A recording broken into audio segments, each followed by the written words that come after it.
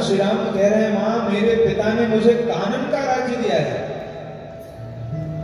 कानन, अच्छा कानन सुनने में कितना कर्णप्रिय लग रहा है। और कोई आजकल की बात हुई तो कोई अरे हमें तो जंगल भेज दिया, जंगल। अच्छा जंगल भी और कानन एक ही है, और भगवान राम ऐसे शब्द का प्रयोग कर रहे हैं जिससे मां को कष्ट न हो, इसलिए भगवान राम जंगल शब्द का प्रयोग नहीं कर रहे हैं, कानन शब्द का प्रयोग कर रहे हैं कि मेरी मां कौशल्या को पीड़ा न हो। कौन होगा ऐसा जो पूरे परिवार का ध्यान रखे? मां पिता ने मुझे कानन का राज्य दिया है। सब पता चला जब कौशल्या जी को, एक मंत्री का बेटा था, सब बता दिया। कौशल्या जी ने कहा, पुत्र मैं मां हूं और मां पिता से 10 गुने बड़ी होती है, इसलिए मैं अपने अधिकार से तुझे रोक रही हूं। पिता की अपेक्षा मां 10 गुने बड़ी होती है। जो केवल पितु आये सुताता, तव जनि जाहु जानी बड़ी माता। भगवान राम ने कहा, मां कैकेयी मां की भी आज्ञा है। और जब कौशल्या जी ने यह सुना तो कौशल्या जी ने कहा, बेटा पिता की अपेक्षा मां 10 गुने बड़ी होती है और मां की अपेक्षा सौतेली मां 10 गुने बड़ी होती है, इसलिए अगर तुम्हारे माता पिता दोनों ने वन के लिए कहा है तो वह वन भी तुम्हारे लिए सैकड़ों अयोध्या के समान है। जाओ, अब मैं आपको नहीं रोकूंगी। कौशल्या जी कह रही हैं, अगर मैं बेटा तुम्हें ये कहूं कि मुझे भी अपने संग ले लो तो तुम्हें संदेह हो जाएगा। क्या संदेह हो जाएगा? तुम्हें यह संदेह हो जाएगा कि कैसी पत्नी है जो विपत्ति के समय अपने पति को छोड़कर बेटे का पक्ष लेके बेटे के साथ जा रहे हैं। यह हमारा सनातन है। एक पत्नी हमेशा अपने पति का ही पक्ष लेती है। तो एक बात और बताऊं माता, जब तक पति रहता है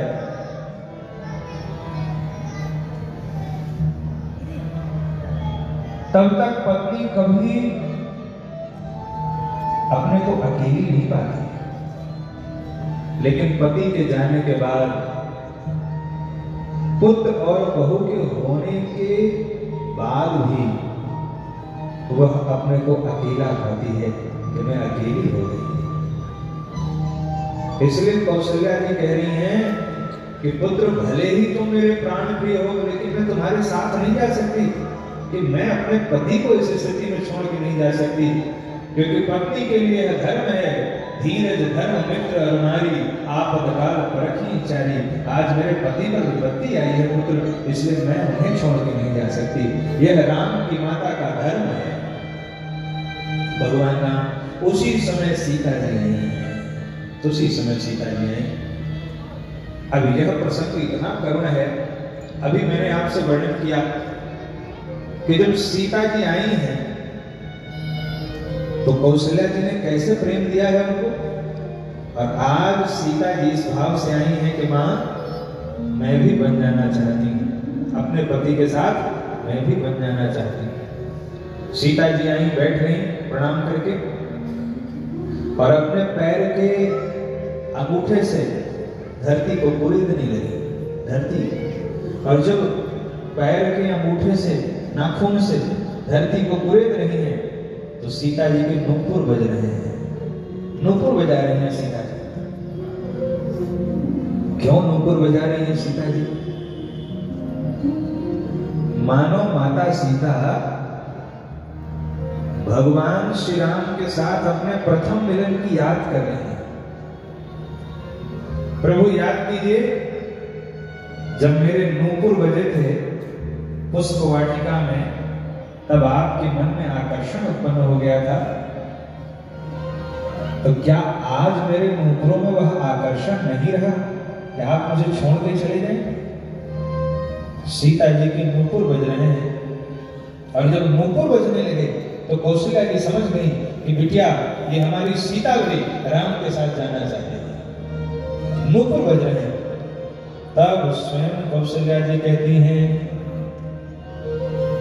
तात सुनहु सिय अति सुकुमारी, तात सुनहु सिय अति सुकुमारी, सास ससुर परिजन प्यारे, सास ससुर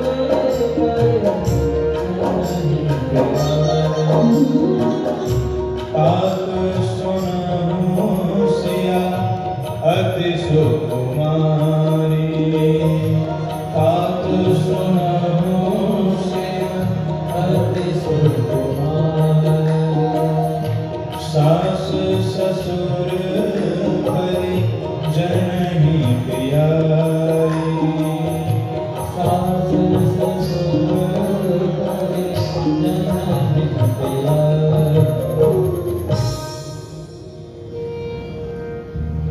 कौशल्या जी कहती हैं, हे पुत्र, सीता तो सुकुमारी है, अति सुकुमारी है, और मैं पुण्य पुत्र वधू प्रिय पाई। ऐसी पुत्र वधू को पाकर के जो रूप की राशि है, गुणशील सुहाई, जो रूप की राशि है, गुणवान है, श्रीमान है, ऐसी पुत्र वधू को मैं वन भेजूं? विचार कीजिए आप, उस मां के ऊपर क्या बीत रही होगी। कौशल्या जी कह रही हैं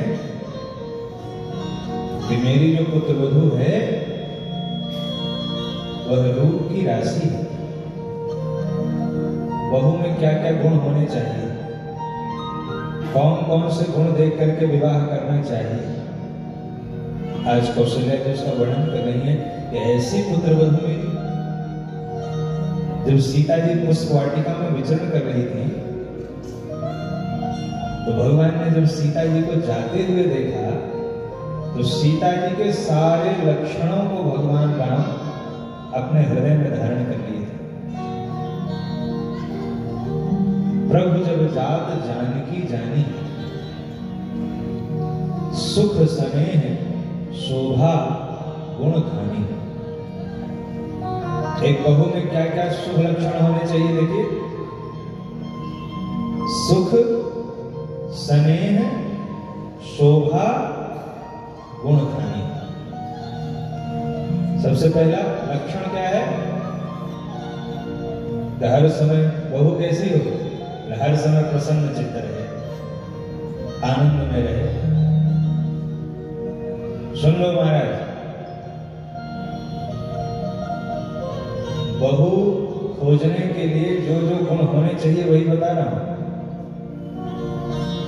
पर आज का धन लोलुप समाज यह एक भी गुण नहीं देखता है, वह केवल पैसे देखता है। तो दहेज कितना मिलेगा, क्या कर लोगे, थोड़ा सा पैसा मिल भी जाएगा तो। अगर बहू तुम्हारी सीता जी के जैसी गुणवान हो गई तो घर ही स्वर्ग हो जाएगा, और सब सुख संपत्ति उस पतिव्रता नारी के आने के बाद अपने आप घर में आ जाएगी, अपने आप आ जाएगी। इसलिए यहां सोचना चाहिए कि बहू का चुनाव किस आधार पर करें, धन के आधार पर करें या गुणों के आधार पर करें। भगवान गुणों के आधार पर, कौशल्या का गुणों के आधार पर चुनाव करते हैं। सुख, बहू कैसी हो? हर समय प्रसन्न चित्त रहने वाली हो, यानी कि हर समय घुमा जैसे मुंह फुलाए बैठी रहे, हर समय जरा सी बात हो नहीं मुंह फुला के बैठ जाए, ऐसी बहू नहीं होनी चाहिए। बहू ऐसी होनी चाहिए हर समय प्रसन्न चित्त रहे, एकदम खिलखिलाती रहे, हंसती रहे और हंसाती रहे, प्रसन्न रहे भी और प्रसन्न करे भी। ऐसे ये पहला लक्षण है बहू का, सुख। दूसरा लक्षण है स्नेह, सास से स्नेह करे, ससुर से स्नेह करे, परिजनों से स्नेह करे, स्नेह भी करे। इसीलिए सीता जी कौशल्या जी ने कहा, सुनहु तात सिय अति सुकुमारी, सास ससुर परिजन ही प्यारी। तो बहू कैसी हो? सबसे पहले प्रसन्न चित्त रहने वाली हो, पहला लक्षण। दूसरा लक्षण सुख स्नेह प्रेम देने वाली हो। तीसरा लक्षण शोभा, केवल बाह्य सुंदरता न हो, आंतरिक सौंदर्य भी हो उसके अंदर। शोभा, सुख स्नेह शोभा। और चौथा लक्षण गुण धनी, गुण ऐसे लक्षण जिसमें हो तो ये मानना चाहिए कि साक्षात भगवती ही हमारे घर में आ गई, उसी का अंश आया है। इसलिए समाज को भी ये सोचना चाहिए,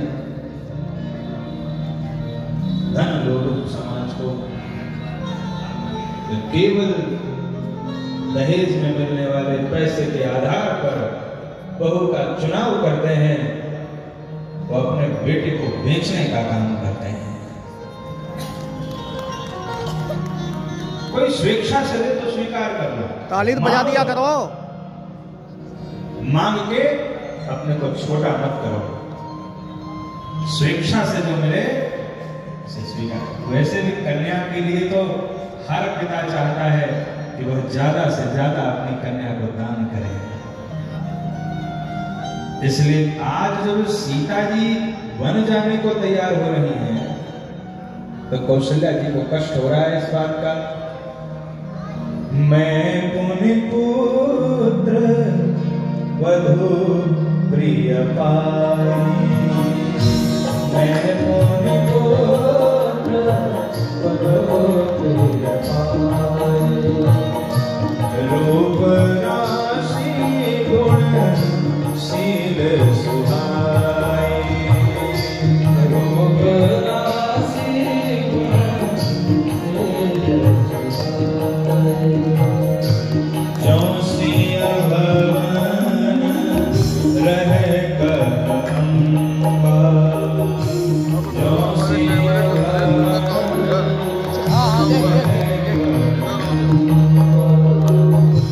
मोहि पाई बहुत अवलंबा, मोहि पाई